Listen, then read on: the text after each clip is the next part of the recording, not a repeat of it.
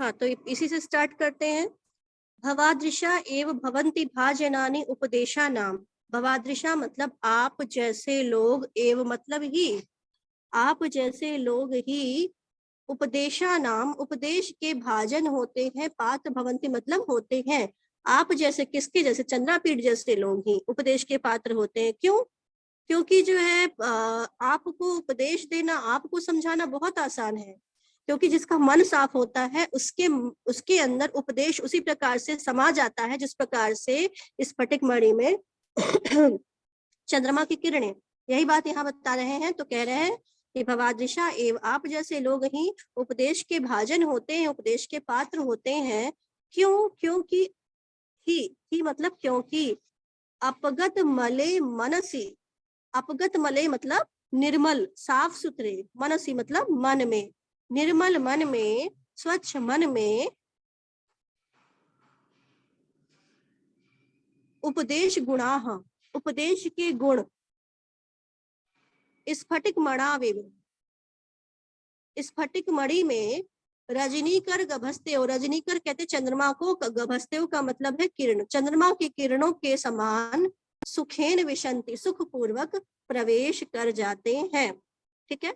अपगत मले ही मनसी, ही मतलब क्योंकि अपगत मले अर्थात निर्मल मन में, स्फटिक मणाविव, स्फटिक मणि के समान चंद्रमा की किरणों, ठीक है, स्फटिक मणि में प्रवेश करने वाली चंद्रमा की किरणों के समान ही उपदेश के गुण क्या होते हैं? आराम से, सुखेन मतलब सरलता पूर्वक, बड़े आराम से, विशंति मतलब प्रवेश कर जाते हैं।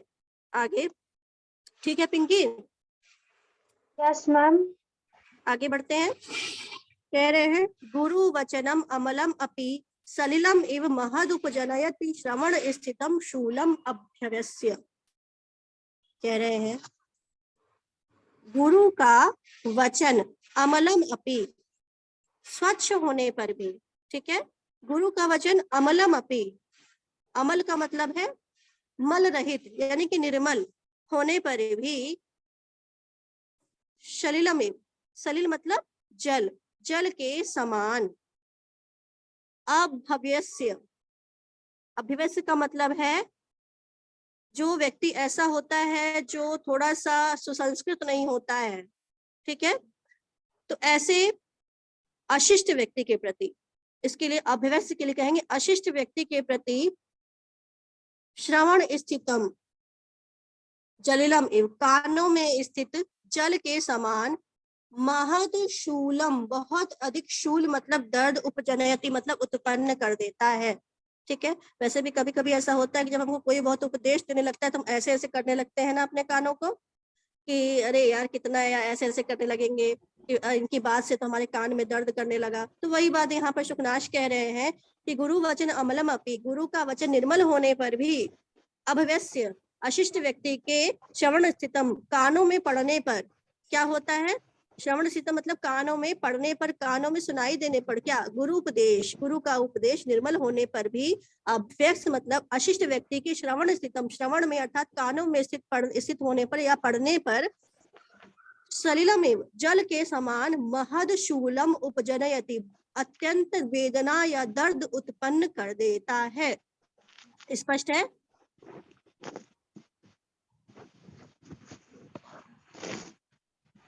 थोड़ा सा प्रतिक्रिया जल्दी दिया करिए। हाँ बताइए मैम, फिर से बता दीजिए, हम हाँ। लेट ज्वाइन हुए हैं।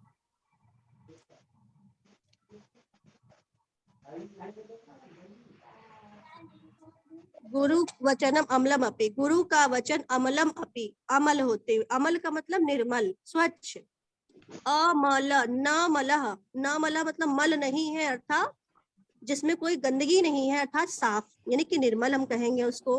तो गुरु का वचन अमलम अपि, निर्मल होने पर भी, अभवस्य अशिष्ट व्यक्ति के श्रवण स्थितम, कानों में पड़ने पर, शूलम के साथ म के साथ अ जुड़ा हुआ है, इसी से हम कह रहे हैं अभ्यस्त, ठीक है, अभव्यस्य, ठीक है, अशिष्ट व्यक्ति के कानों में, श्रवण स्थितम कानों में पड़ने पर या कर्ण गोचर होने पर, महद मतलब बहुत अधिक, शूलम मतलब वेदना, दर्द, उपजनयति मतलब उत्पन्न कर देता है। ठीक है। सलिलमिव, जल के समान, कानों में पड़ने पर बहुत अधिक दर्द उत्पन्न कर देता है। जैसे कि हमारे कान में अगर जल पड़ जाता है तो दर्द होने लगता है, उसी प्रकार से गुरु का जो वचन होता है साफ सुथरा है, स्वच्छ है, निर्मल है, फिर भी अशिष्ट व्यक्ति के कानों में पड़ने पर जल के समान बहुत अधिक शूल उत्पन्न, दर्द उत्पन्न करता है। ठीक है, यस मैम। आगे आगे कह रहे हैं मैम इतरत, अशिष्ट मैम हाँ बोलो, सलीम माने क्या बताई है? क्या बेटा? सलीम मियू। सलिलम इव, सलिलम इव मतलब जल के समान, ठीक है, जल के समान। मैम इसमें अशिष्ट व्यक्ति किसके मिस होगा? क्या बेटा? अशिष्ट व्यक्ति हाँ, किसके मिस होगा इसमें? अभ्यस्त मतलब कोई अशिष्ट व्यक्ति, मतलब अभी ये उपदेश की प्रशंसा कर रहे हैं। इस पूरे पैराग्राफ में गुरु के उपदेश की प्रशंसा की जा रही है कि गुरु का उपदेश कितना अच्छा होता है। आप जैसे लोग हैं जो कि उपदेश जिनको दिया जा सकता है, चंद्रापीठ के बारे में कह रहे हैं कि भवादृशा, आप जैसे लोग हैं उपदेश के पात्र होते हैं, क्योंकि और लोग तो क्या होते, सुनते ही नहीं है कायदे से, क्योंकि आपका मन कैसा है, साफ है, और साफ मन में उसी प्रकार से जल प्रवेश, सॉरी, चंद्रमा की किरणें प्रवेश कर जाती हैं, जिस प्रकार उपदेश की गुण प्रवेश कर जाते हैं, जिस प्रकार से स्फटिक मणि में चंद्रमा की किरणें प्रवेश कर जाती हैं। ठीक है, लेकिन आपके विपरीत यानी कि चंद्रापीठ से अलग कोई दुष्ट व्यक्ति है, अशिष्ट व्यक्ति है, तो उसके कान में क्या होगा, वो जल के समान जो है उसका क्या होगा, कानों में पड़ने पर बहुत अधिक वो दर्द उत्पन्न करेगा। ठीक, ठीक, स्पष्ट है? Yes ma'am. आगे आगे एक कह रहे इतरस्य तू, इतरस्य मतलब दूसरे के, किसके, दूसरे के, यानी कि जो व्यक्ति अशिष्ट नहीं है। हमने अभी देखा कि अशिष्ट व्यक्ति के कान में पड़ा तो कान में दर्द होगा, लेकिन दूसरे व्यक्ति, ठीक है, ये जो कि अशिष्ट नहीं है, उसके लिए कह रहे हैं इतरस्य तू, इतर व्यक्ति के लिए तो कर्ण एव, कर्ण किसको कहते हैं, हाथी को, तो हाथी के समान क्या करता है, शंखाभरणम आननम शोभा समुदय अधिकतरम उपजनयति, हाथी के शंखाभरण, शंखाभरण मतलब हाथी के का जो शंखाभरण होता है उसी के समान आनन अर्थात मुख के, चेहरे की, ठीक है, आनन की शोभा को अधिकतरम उपजनयति, और भी अधिक क्या करता है, बढ़ा देता है, और भी अधिक वो बढ़ा देता है। फिर से देखिए,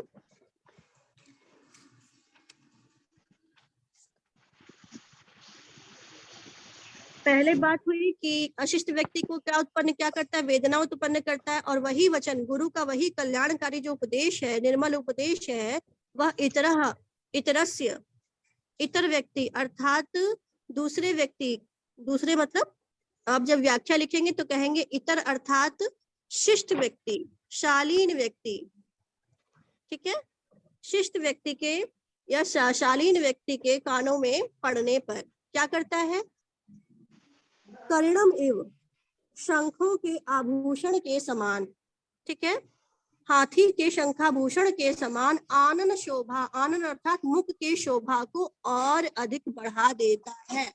ठीक है, जैसे हाथी है, हाथी को आप जो है शंखों का आभूषण पहना दीजिए तो अब वो बहुत ही अधिक सुंदर लगने लगता है। उसी प्रकार से यह जो गुरु का वचन है वो शंखाभूषण के समान है, जो आपके सौंदर्य को और अधिक बढ़ा देगा। यानी कि आप अगर गुरु की सलाह पे चलेंगे, गुरु की बात मानेंगे तो पता नहीं, तो आप निसंदेह जो है आपका चेहरा उसी प्रकार से निखर जाएगा जिस प्रकार से शंखाभूषण से युक्त हाथी की शोभा निखर के सामने आती है। ठीक है, तो फिर से देख लीजिए इसको, इतरस्य तू, इतर व्यक्ति अर्थात दूसरे व्यक्ति, कौन, शिष्ट व्यक्ति के, आप पहले से इसका अर्थ लेंगे कानों में पड़ने पर। इस पूरी लाइन में यहाँ से लेकर के यहाँ तक इस कानों में पड़ने पर शब्द का उल्लेख नहीं किया गया है, हम इसको यहाँ से लेंगे, श्रवण स्थितम। ठीक है, तो गुरु इतर तू, दूसरे व्यक्ति के कानों में पड़, गुरु का उपदेश कानों में पड़ने पर क्या करता है, कर्ण एव, कर्ण मतलब हाथी के समान, शंखाभरण, शंखाभरण मतलब शंख आभरण, शंखाभूषण के समान, आनन शोभा, मुख की शोभा को, समुदयम अधिकतरम और अधिक समुद्र कर देता है, और भी अधिक बढ़ा देता है। शोभा समुदाय को और भी अधिक बढ़ा देता है। क्लियर है?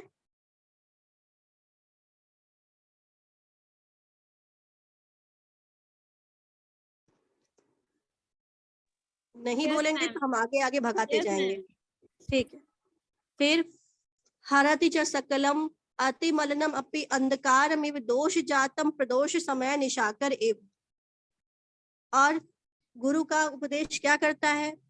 तो कह रहे हैं हरति च सकलम, संपूर्ण, ठीक है, हरति हर लेता है। क्या हर लेता है और किसके समान हर लेता है? तो कह रहे हैं प्रदोष समय निशाकर एव। प्रदोष कालीन चंद्रमा, निशाकर मतलब चंद्रमा के, इव मतलब समान, प्रदोष कालीन चंद्रमा के समान क्या करता है? अति मलिन, अत्यंत मलिन या अत्यंत घने काले अंधकार के समान, अंधकारम, अंधकार के समान सकल संपूर्ण दोष जातम। दोष जातम का मतलब है दोष समूह को, ठीक है, दोष समूहों को क्या कर देता है? हरति, हर लेता है, दूर कर देता है। क्या? गुरु का उपदेश, है ना। चर्चा किसकी चल रही है? गुरु के उपदेश की। बुरा गुरु का उपदेश क्या क्या कर देता है? तो सबसे पहले ये बताया कि उसी प्रकार से बड़े आराम से प्रवेश कर जाता है जिस प्रकार से स्फटिक मणि में चंद्रमा की किरणें। और क्या करता है? मुख की शोभा को, आनंद की शोभा को और अधिक बढ़ा देता है। और इसके अलावा प्रदोष समय निशाकर एव, प्रदोष कालीन चंद्रमा की, इव मतलब भांति, प्रदोष कालीन चंद्रमा की भांति या प्रदोष कालीन चंद्रमा के समान। अब आप ये जान लीजिए कि प्रदोष काल कहते किसको है? वैसे पता होगा शायद आपको। प्रदोष काल कहते हैं जिस समय दिन खत्म होता है और रात आती है, यानी कि शाम का जो समय है, जिसको आप लोग गोधूली बेला भी कहते हैं, उस समय को कहेंगे प्रदोष काल। जब जब जो है दिन और शाम जो है होती, दिन और रात्रि का मिलन होता है, यानी कि सायंकाल होता है, जब गाय वापस लौट करके आती हैं, तो उस समय जो है उनके खुरों से धूल उठती है, ठीक है। खुर मतलब उनके जो नीचे के खुर होते हैं उससे धूल उठती है, इसलिए उसको गोधूली वेला कहा जाता है। शाम के समय को गोधूली वेला, उसे प्रदोष काल भी कहा जाता है। तो प्रदोष काल में चंद्रमा जिस प्रकार से जो है क्या होता है, प्रदोष कालीन चंद्रमा जिस प्रकार से क्या होता आता है और अंधकार को हर लेता है, ठीक है। प्रदोष कालीन चंद्रमा अंधकार को हर लेता है, उसी प्रकार से गुरु का उपदेश क्या करता है? आपके सकलम संपूर्ण दोषों को हरति, दूर कर देता है, ठीक है। फिर से इसका अर्थ बता देते हैं।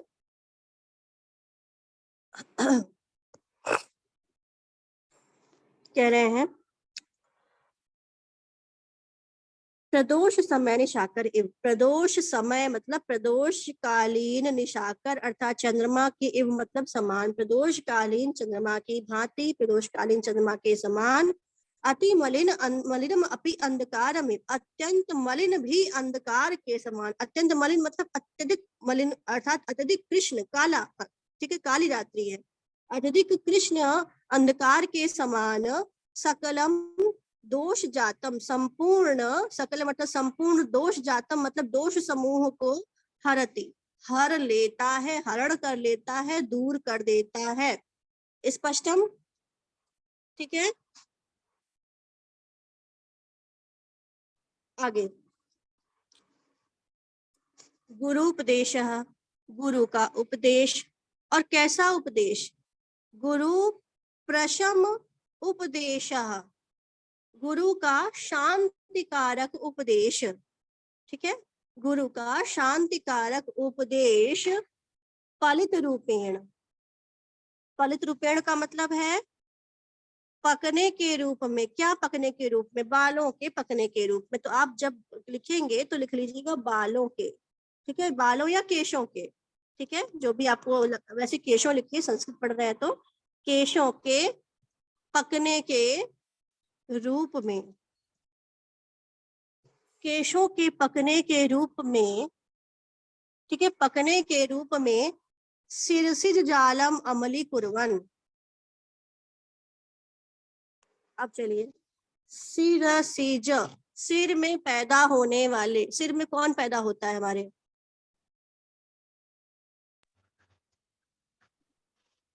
संजना, आपके सिर में क्या पैदा? जुआ। आपके सिर में जुआ जुआ आए? जुए। अरे भाई जुआ मत पैदा करो जी। बाल। सिर में बाल, ठीक है, यस सिर में क्या निकल रहे हैं? बाल है ना, यस मैम। तो वही कहेंगे शिरसिज जाल। शिरसिज मतलब सिर में पैदा होने वाले जाल, ठीक है, हम यानी कि केश, और जाल मतलब समूह, ठीक है, तो शिरसिज जाल मतलब केश समूह, ठीक है। तो पकने के रूप में शिरसिज जाल अर्थात केश समूह को अमली कुर्वन, अमली बता चुके हैं, अमल मतलब निर्मल करती हुई, कुर्वन मतलब करती हुई, वयः परिणाम एव, अंतिम अवस्था कौन सी होती है हमारी? वृद्धावस्था। वृद्धावस्था। वृद्धावस्था। तो वृद्धावस्था के समान क्या करती है? गुण रूपेण तदेवं परिणमयति, गुण के रूप में उन्हें परिणत कर देती है। किसको? समस्त दोषों को गुण के रूप में परिणत कर देती है, उन्हीं दोषों को गुण के रूप में बदल देती है, ठीक है। फिर से देखते हैं,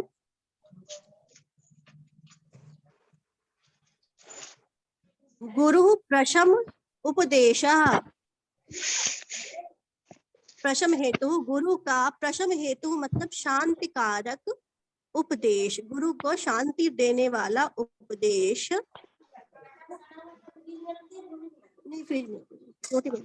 फलित रूपेण अर्थात पकने के रूप में शिरसिज केश समूह को, ठीक है, केश शिरसिज जालम मतलब केश समूह को अमली कुर्वन, निर्मल करती हुई, वयः परिणाम एवं, वयः परिणाम मतलब वृद्धावस्था के समान, तदेव उसी को, उन्हीं किसको? दोषों को, उन्हीं दोषों को, तदेव दोषों का नाम नहीं लिया हुआ है, लेकिन हम यहाँ तदेव शब्द से, ये रे बेटा मेरा है, तदेवम उन्हीं दोषों को गुण रूपेण, गुण के रूप में परिणत कर देती, परिणत का मतलब है बदल देती है, ठीक है, उन दोषों को गुण के रूप में बदल देता है। क्या? गुरु का उपदेश, जो आपके गुण है, दोष है, उनको गुणों के रूप में वो कन्वर्ट कर देगा, उन्हें बदल देगा। अभी बताइए, किसी को कुछ पूछना है?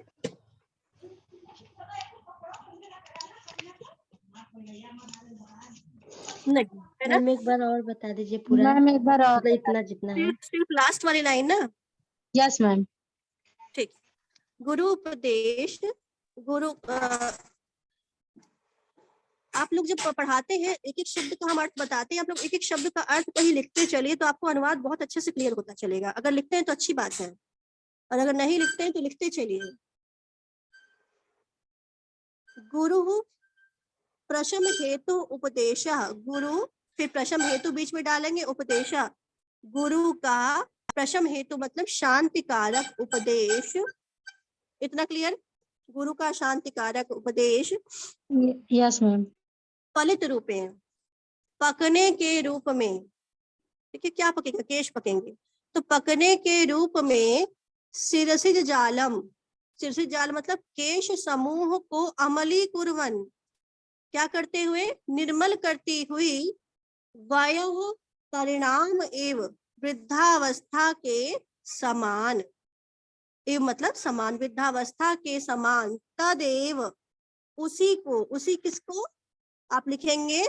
दोषों को, उन्हीं दोषों को गुण रूपेण, गुण के रूप में परिणमति, गुण के रूप में परिणमति मतलब बदल देती है, परिणत कर देती है, ठीक है, स्पष्ट है अब?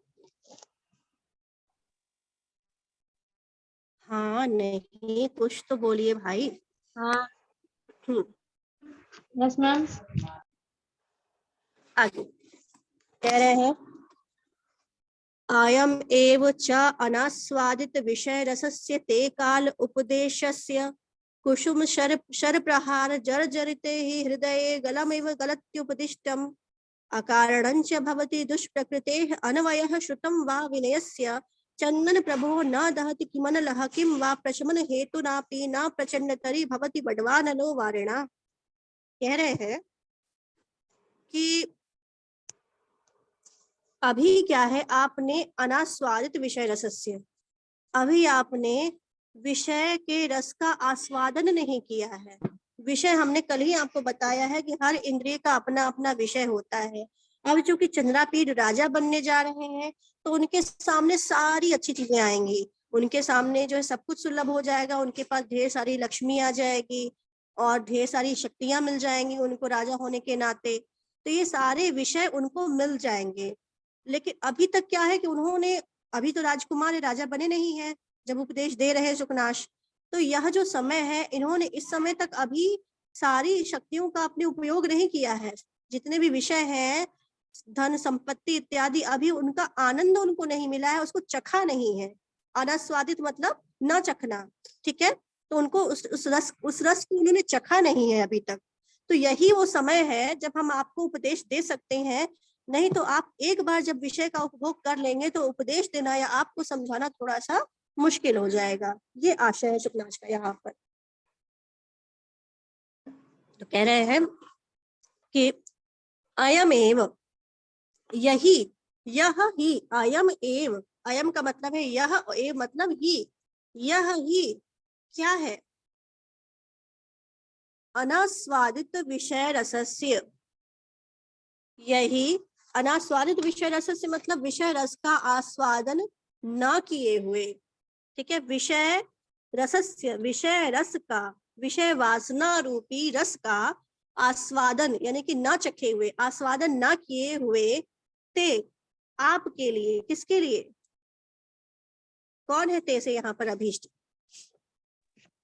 चंद्रापीठ, चंद्रापीठ।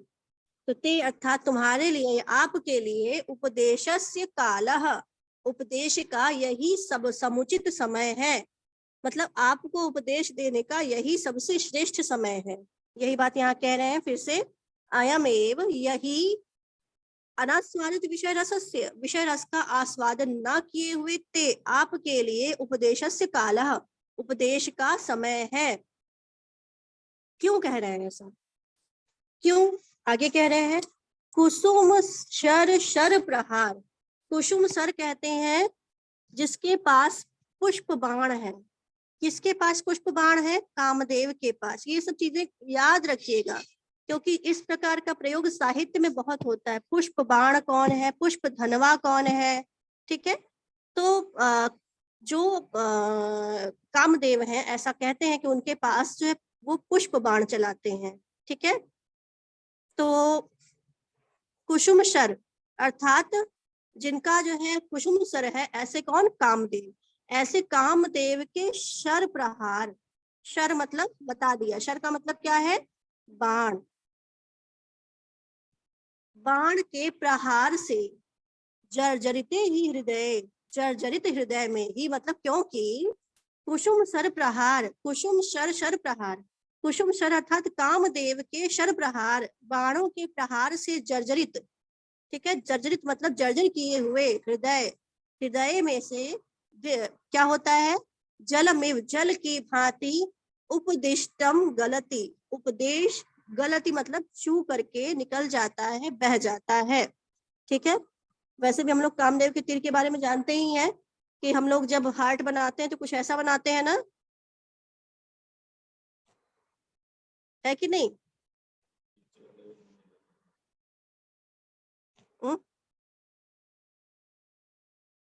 ये थोड़ा सा मिटा दे, ये जो है ठीक नहीं लग रहा है। हाँ, अभी दिल के आर पार है ये तीर।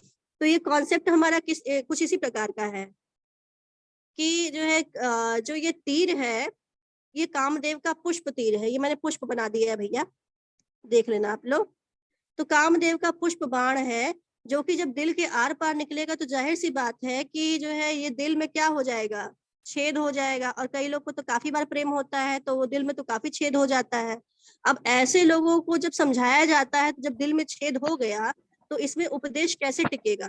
ठीक है, जैसे किसी छन्नी में आप किसी चीज को डाले तो उसमें छेद है तो उसमें वो चीज टिकेगी ही नहीं। उसी प्रकार से कामदेव के प्रहार से, बाणों के प्रहार से जब हृदय जर्जरित हो गया है, हृदय में छेद छेद हो गया है, तो उसमें गुरु का उपदेश टिक पाएगा?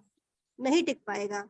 इसीलिए कहा गया है कि कुसुम सर सर प्रहार, कामदेव के बाणों के प्रहार से जर्जरित हुए हृदय में से उपदेश क्या हो जाता है? गलती गल जाता है, मतलब छू करके निकल जाता है या बह जाता है। फिर से बताते हैं, अयमेव, यही अनास्वादित विषय रस का, विषय रूपी रस का अनास्वादित, आस्वादन न किए हुए ते तुम्हारे लिए उपदेशस्य काला, उपदेश का समुचित समय है। कुसुम सर, क्योंकि ही मतलब क्योंकि कुसुम सर, कामदेव के शर प्रहार, बाणों के प्रहार से जर्जरित हुए, छलनी हुए हृदय में से उपदिष्टम जलमेव गलति, जल के समान उपदेश गल जाता है, अर्थात छू करके बह जाता है। बताइए, यहाँ तक में कोई दिक्कत?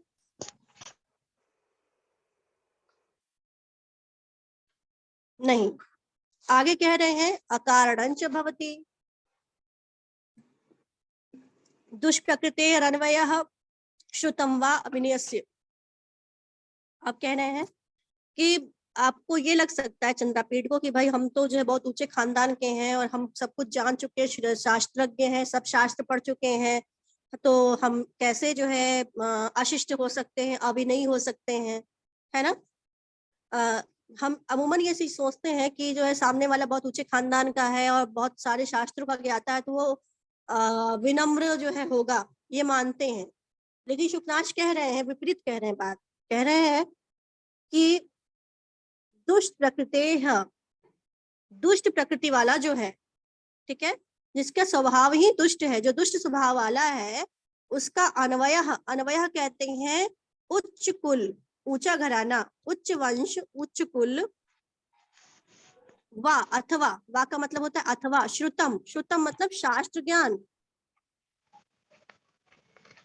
विनयस्य, विनय का कारण अभवति, अ मतलब न भवति, कारण नहीं होता है।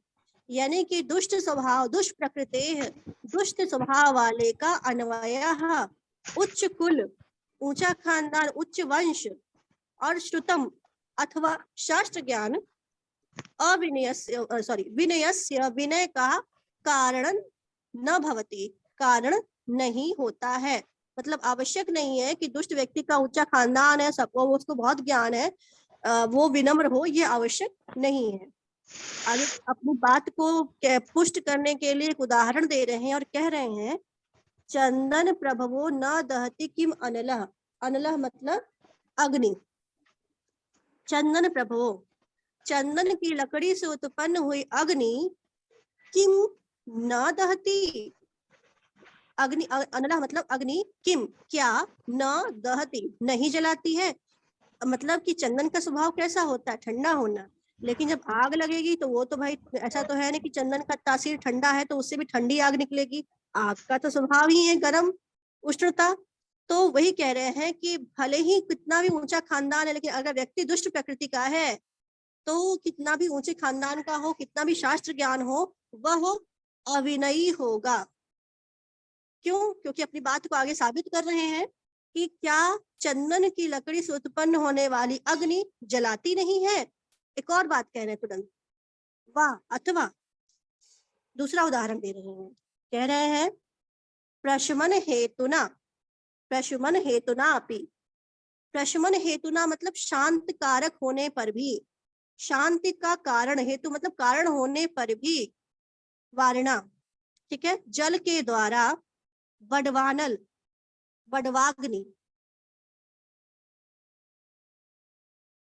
बडवानल या बडवाग्नि ना प्रचंडतरी भवती, और भी अधिक प्रचंड या भीषण नहीं हो जाती, भयंकर नहीं हो जाती।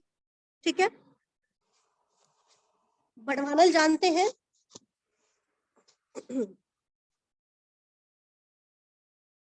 बड़वाग्नि से परिचित हैं आप लोग? नहीं मैम। मनाली की नो मैम। कितने लोग जानते हैं?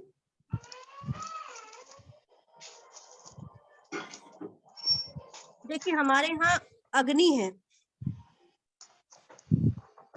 बड़वाग्नि मैं इसलिए बता दे रही हूँ क्योंकि इनका बहुत बार यूज होता है इन शब्दों का।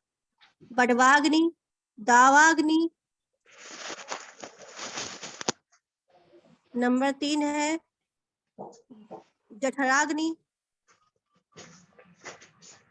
नंबर 4 है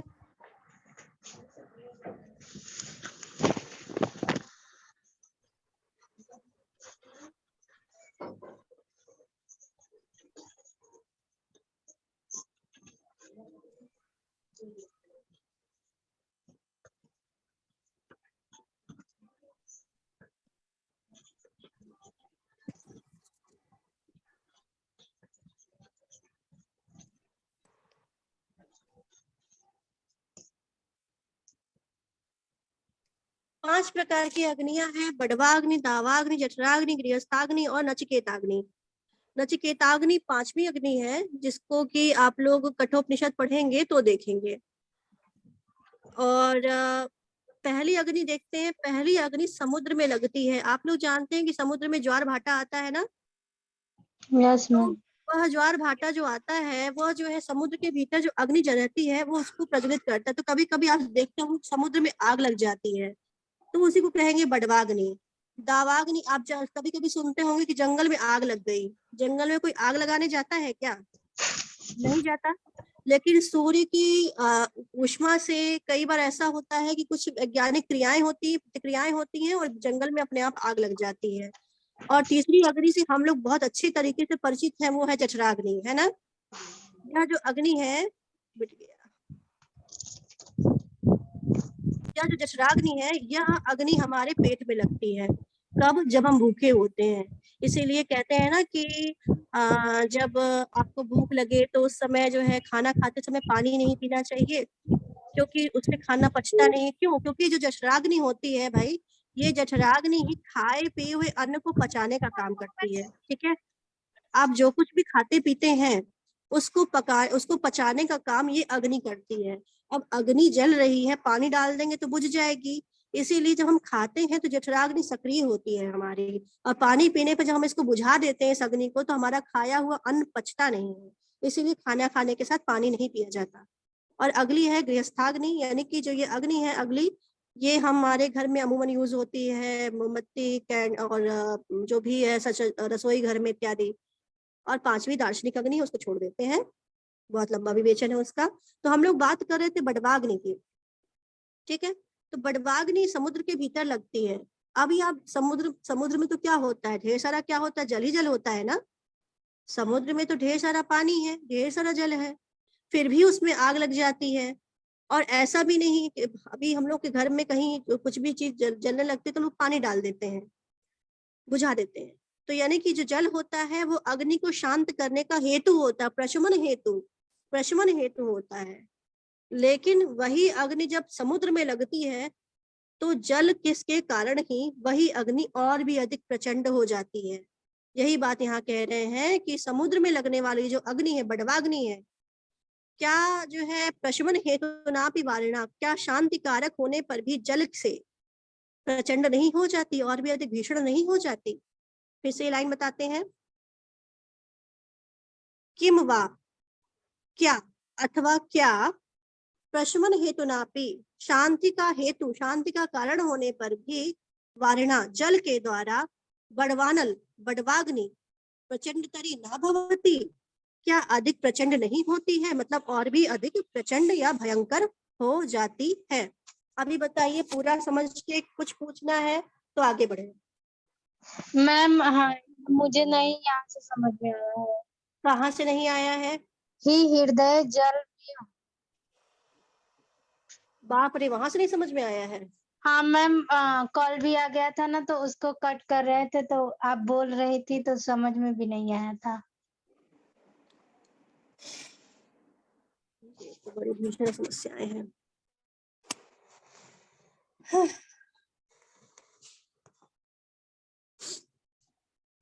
आप लोग तो मुझे भागने ही नहीं दे रहे हैं आगे आगे। जर्जरते ही हृदय, कुसुम शर शर प्रहार। कुसुम शर अर्थात कामदेव के शर प्रहार अर्थात बाणों के प्रहार से जर्जरित हुए हृदय में से उपदिष्टम जलमिव गलति, जल के समान क्या होता है, जर्जरित हुए हृदय में से जल के समान उपदेश निकल जाता है, बह जाता है। फिर आगे कह रहे हैं दुष्ट प्रकृति, दुष्ट प्रकृति मतलब स्वभाव वाले, दुष्ट स्वभाव वाले का अन्वय ऊंचा, खराना ऊंचा, वंश अथवा श्रुतम शास्त्र ज्ञान विनयस्य कारण न भवति, विनय का कारण नहीं होता है। ठीक है, उसके बाद कह रहे हैं चंदन प्रभवो न दहति किम नलः, चंदन से प्रभव मतलब उत्पन्न होने वाली अग्नि, अनला मतलब अग्नि, किम न दहती क्या जलाती नहीं है, मतलब अवश्य जलाती है। और आगे कह रहे हैं दूसरा उदाहरण, अथवा प्रशमन हेतु नापी, शांति का कारण होने पर भी, शांति कारक होने पर भी बड़वानल, ठीक है, वारणा, शांति का कारण होने पर भी वारणा अर्थात जल से बड़वानल प्रचंड तरी न भवती, और भी अधिक प्रचंड या भयंकर नहीं हो जाती है, मतलब हो जाती है। कहने का मतलब यहाँ पर ये है कि यही समय है जिसमें मैं आपको उपदेश दे सकता हूँ, क्योंकि एक बार अगर कामदेव ने आपके हृदय को छलनी कर दिया अपने बाणों से, तो आपके अंदर से उपदेश क्या होगा, जल की भांति चू जाएगा। और अगर जो है क्योंकि ऐसा होता है कि आप कितने भी अच्छे घराने के हो, कितना भी अधिक शास्त्र जानते हो, आपके जरूरी नहीं है कि आप विनम्र हो। ठीक है, तो किसी दुष्ट व्यक्ति का अच्छा घराना और जो है शास्त्र ज्ञान जो है उसकी विनम्रता का कारण नहीं होता। आगे दो उदाहरण दे रहे हैं, कह रहे हैं कि क्या चंदन से उत्पन्न हुई अग्नि जलाती नहीं है, अथवा जो है शांति का कारण होते हुए भी बड़वाग्नि और जल के द्वारा और भी अधिक प्रचंड नहीं हो जाती है, मतलब हो जाती है। ठीक है, अब आगे बढ़े। Yes ma'am.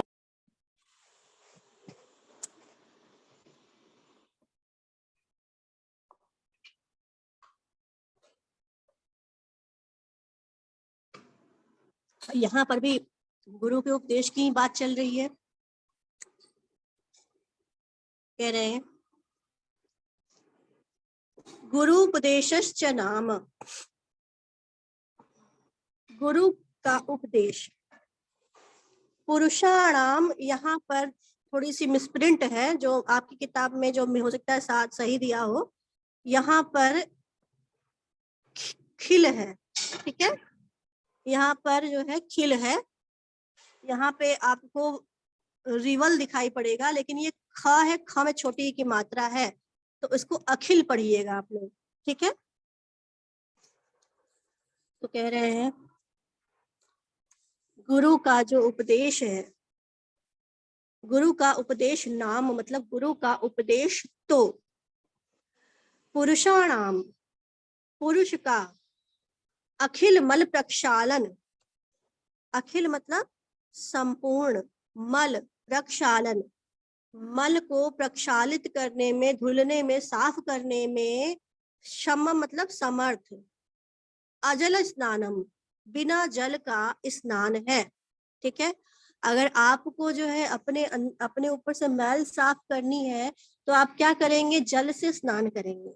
लेकिन गुरु का उपदेश क्या करेगा, आपका संपूर्ण जो मल है, ऊपर का नहीं अंदर का जो मल है, वह सब कुछ जो है बिना जल के ही वो साफ कर देगा। गुरु का उपदेश आपके मन को, आपके अंतःकरण को बिना जल के निर्मल कर सकता है। ये बात यहाँ पर कह रहे हैं, फिर से देखिएगा, गुरु उपदेशश्च नाम, गुरु का उपदेश तो, गुरु का उपदेश तो पुरुषाणाम, पुरुषों के, अखिल संपूर्ण, मल प्रक्षालन क्षमम, संपूर्ण मल प्रक्षालन मतलब मल को साफ करने में क्षमम, समर्थ, अजलम स्नानम, अजल स्नान है, अजल मतलब जल विहीन। यहाँ पे इतना तो समझ में आ रहा होगा ना कि क्षमम में अजलम है, इस प्रकार से है क्षमम और इस प्रकार से है अजलम। यानी कि माँ में हलंत है, उस हलंत को हटा करके जब हमने मिलाया है तो इसी में अ को लगा दिया है। तो जल विहीन स्नानम, जल विहीन स्नान है।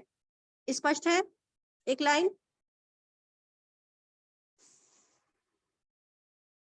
नाज, संजना, क्रांतिकारी बालिकाओं, अर्पिता बताइए, समझ में आया? मैम कारक मैम रहने दीजिए, कल पढ़ाइए ना। आज कॉलेज से आए हैं, आज मेरे दिमाग में कुछ नहीं घुस रहा है। वैसे अरे भी चुप मेरा रहो। मोबाइल बार बार कट जा रहा है।